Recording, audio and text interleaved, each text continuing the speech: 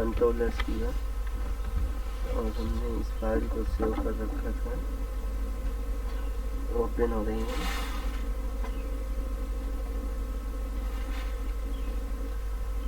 और यहाँ पर अब हम F5 करेंगे,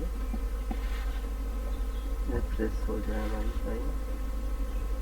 यहाँ पर रिफ्रेश हो रही है, ये देखिए हमारी फ्रेम कंप्लीट हो गई है। ये फ्रेम हमारी कंप्लीट हो गई है। इसकी कोडिंग ये है, जो कि ये फ्रेम सेट वहाँ से लेकर ये फ्रेम सेट, इसमें हमको एक रो चाहिए थी, फर्स्ट में एक रो और सेकंड में 2 कॉलम। तो हमने फर्स्ट में एक रो दे दिया है। यहाँ टेस्ट के लिए SCR और उसका फाइल पाथ देना पड़ता है। यहाँ पर हमने फ्रेम सेट की यूज किया कॉल्स, यहाँ पर हमें 2 कॉलम्स चाहिए थे, तो ये 2 कॉलम्स हो गए, और ये फ्रेम सेट यहाँ बंद हो गई और ये आखिरी में बंद हो गई। Thank you for watching my video दोस्तों, लाइक एंड सब्सक्राइब।